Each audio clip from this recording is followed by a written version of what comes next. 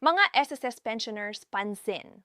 Simula March 1, 2026, may malalaking pagbabago na maaring direktang makaapekto sa inyong pensyon. Kailangan ninyong malaman kung apektado kayo. Sa video na ito, ipapaliwanag ko ang pinakabagong updates, kung ano ang ibig sabihin nito para sa inyong kinabukasan at mga tips para manatiling handa sa pension crisis sa Pilipinas. Manood hanggang dulo dahil napakahalaga ng impormasyong ito.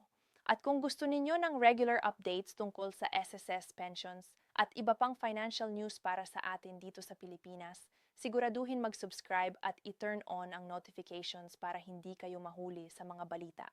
Isipin mo na isang umaga, gigising ka, titignan mo ang iyong bank account at malalaman mo na ang pensyon na pinagkakatiwalaan mo ng maraming taon ay tahimik na nagbago. Tumaas man, bumaba o kinukwenta na sa ibang paraan kaysa sa inaasahan mo. Iyon mismo ang mararamdaman ng milyon-milyong pensyonado sa buong mundo dahil simula sa Marso 2026, isang alon ng mga bagong patakaran sa pensyon ang magkakabisa na makakaapekto sa mga retirado sa Australia, United Kingdom, United States at iba pa. Hindi mahalaga kung ikaw ay retirado na, malapit ng mag-retire o naghahanap lamang para sa isang matandamong magulang o lolo at lola. Ang tatalakayin natin na yon ay maaring tunay na magbago ng iyong pinansyal na kalagayan. At sa ilang kaso, nangyayari na ito nang hindi mo namamalayan. Magsimula tayo sa Australia dahil ang mga pagbabago doon na iyon ay marahil ang pinakakomplikado at pinakakontrobersyal. Ang Marso 20, 2026 ay ang Pension Indexation Day sa Australia, ang petsa kung kailan opisyal na ina-adjust ang age pension upang tugunan ang mga pagbabago sa inflation. Sa ibabaw, mukhang magandang balita ito at sa maraming paraan, oo nga, ang tinatansyang pagtaas para sa isang solong pensyonado ay humigit kumulang $22, 20 bawat 2 linggo at para sa mag-asawa, 33.40 na pinagsama bawat 2 linggo simula 20 Marso 2026. Para sa sino mang nabubuhay sa fixed income at nagmamasid sa presyo ng pagkain na tumaas bawat linggo, ang dagdag na perang iyon ay hindi dapat baliwalain. Sa loob ng isang taon, malaki ang epekto nito at nakakatulong na mabawasan ang paghirap dulot ng tumataas na gastos sa pamumuhay. Ngunit narito na ang nakakalito at dito maraming pensyonado ang mabibigla. Kasabay ng pagtaas ng pensyon na iyon, nagbabago rin ang kinatawag na dimming rates. At kung hindi mo alam kung ano ang dimming rates, kailangan mo talagang malaman dahil maari itong tahinik na bawasan ang iyong pension payments nang walang kahit isang sulat na darating sa iyong pintuan para balaan ka. Ang dimming rates ay ang mga rate na ginagamit ng pamahalaan ng Australia upang tantiyahin kung magkano ang kinita ng iyong mga pinansyal na assets, ang iyong ipon, iyong mga shares, iyong managed funds. Hindi talaga tinitingnan ang pamahalaan kung magkano ang tunay na binabayad ng iyong savings account sa totoong buhay. Sa halip, nag-a-apply ito ng isang fixed assumed rate at binibilang iyon bilang kita kapag kinakalkula kung magkano ang pensyon na karapat-dapat kang matanggap. Habang mas mataas ang dimming rate, mas malaki ang inaakala ng pamahalaan na iyong kinita. At sa makatuwid, mas mababa ang pensyon na matatanggap mo. $106,200 para sa mag-asawa na may rate na 2.75% na naangkop sa mga pinansya na asset na higit pa sa mga antas na yon.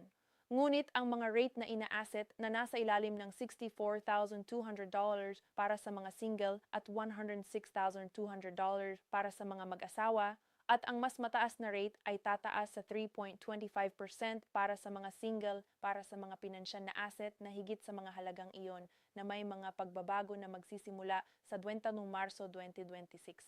Ang ibig sabihin nito sa simpleng salita ay inaakala na ngayon ang pamahalaan na mas malaki ang iyong kinita mula sa iyong ipon kaysa sa dati nitong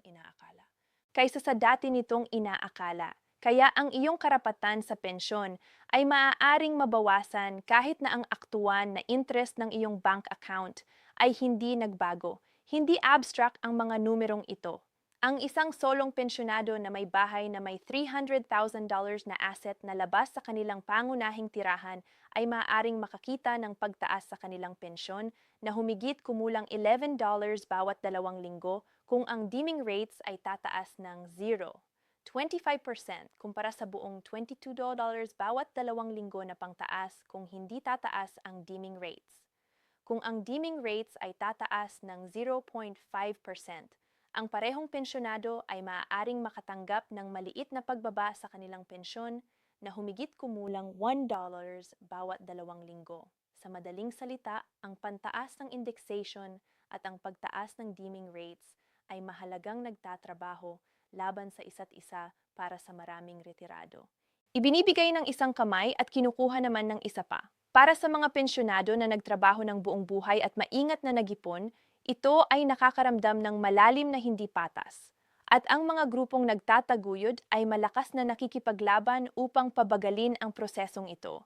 Direkta na nakipagtaltalan ang National Seniors Australia sa Minister for Social Services na si Tanya Plibersek na ang pagbabagong ito ay kailangang ipakilala ng dahan-dahan upang hindi maparusahan ang mga pensyonado na nagtatrabaho na upang harapin ang mga gasto sa pamumuhay. Ang kanilang alalahanin ay simple at malalim na pantao. Kapag ikaw ay retirado na, ang iyong ipon ay hindi luho.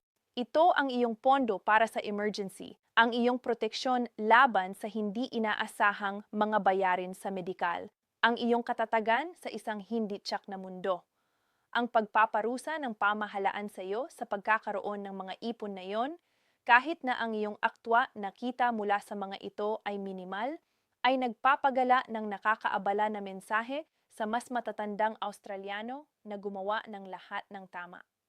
Lumipat na tayo sa Estados Unidos kung saan ang mga pensyonado at tatanggap ng Social Security ay nag-navigate rin sa isang nagbagong tanawin sa 2026. Ang magandang balita ay dumating sa simula ng taon nang ang taon ng Cost of Living Adjustment ay nagbigay ng pagtaas sa mga tatanggap. Nakatanggap ang mga tatanggap ng Social Security ng 8% ang pagtaas sa benepisyo noong Enero kung saan ang average na buwanang bayad sa pagreretiro ay tinatantsyang tumaas ng humigit kumulang $56, kumulang $56 mula $2,015 hanggang $2,071 ayon sa Social Security Administration. Iyon ay makabuluhang pagtaas para sa milyon-milyong matatandang Amerikano na halos ganap na umaasa sa Social Security upang masaklaw ang kanilang buwan ng gastos. At para sa mga biyudang asawa, ang average na survivor benefit ay tumataas ng $52 mula $1,167 hanggang $1,909. Ngunit, meron ding mga pagbabago para sa mga nagtatrabaho pa habang nangungulekta ng Social Security. At dito, maraming tao ang nalilito. Kung mag-claim ka ng Social Security bago maabot ang iyong full retirement age at nagpapatuloy kang mantrabaho, ang iyong mga bayad ay maaring pansamantalang mabawasan depende sa iyong kita. Kung maabot mo ang full retirement age sa isang hinaharap na taon, ang earnings limit ng 2026 ay $24,480 at ang Social Security ay nagtatanggal ng $1 sa mga benepisyo para sa bawat $2 na kinita mo na higit sa limitasyong iyon, Kung maabot mo ang full retirement age sa loob ng 2026 mismo, ang threshold ay tataas sa $65,160 at ang pagtatanggal ay $1 lamang para sa bawat $3 na kinita na higit sa limitasyon.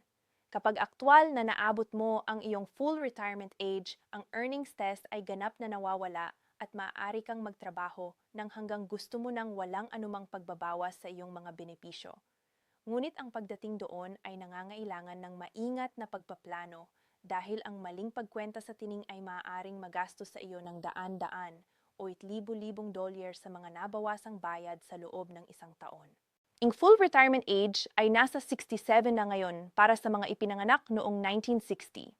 At pagkatapos, ngunit para sa mga ipinanganak noong 1959, ito ay nasa 66 taon at 10 buwan. At ang mga ipinanganak sa pagitan ng Marso 2, 1959 at Enero ng 1, 1960 ay maabot ang milyestong iyon sa 2026. Kung ikaw o ang isang mahal mo sa buhay ay nahuhulog sa partikular na edad na iyon, ito ang taon na nawawala ang mga paghihigpit sa kita at nagsisimula ang mga buong benepisyo. Sulit na malaman ng eksakto kung saan ka nakatayo dahil ang pagkakaiba sa pagitan ng pagklaim ng isang buwang masyadong maaga at isang buwang masyadong huli ay maaring magkaroon ng pangmatagalang epekto sa iyong buwanang kita para sa natitirang bahagi ng iyong buhay. Ngayon, tingnan natin kung ano ang nangyayari sa United Kingdom, kung saan ang sistema ng state pension ay gumagana sa ganap na iba't iba ang mga patakaran ngunit nahaharap sa pantay na mahahalagang pagbabago. Ang triple lock guarantee ng UK ay nananatiling isa sa pinakamaraming pinag-uusapan na pulisiya sa British retirement planning at patuloy itong gumagawa ng trabaho nito sa 2026. Sa ilalim ng triple lock rule, ang state pension ay tataas taon-taon batay sa pinakamataas sa tatlong sukatan: paglaki ng sahod, consumer price index inflation o isang fixed rate na 2.5%. Sa mga nakaraang taon, ang malakas na paglaki ng sahod ay nagtulak ng pensyon pataas sa isang rate na tunay na nakatulong sa mga retirado na harapin ang krisis sa gastos ng pamumuhay. Simula Abril 2025, ang mga may karapatang makatanggap ng buong bagong state pension ay nakatanggap ng 221.20 bawat linggo kato.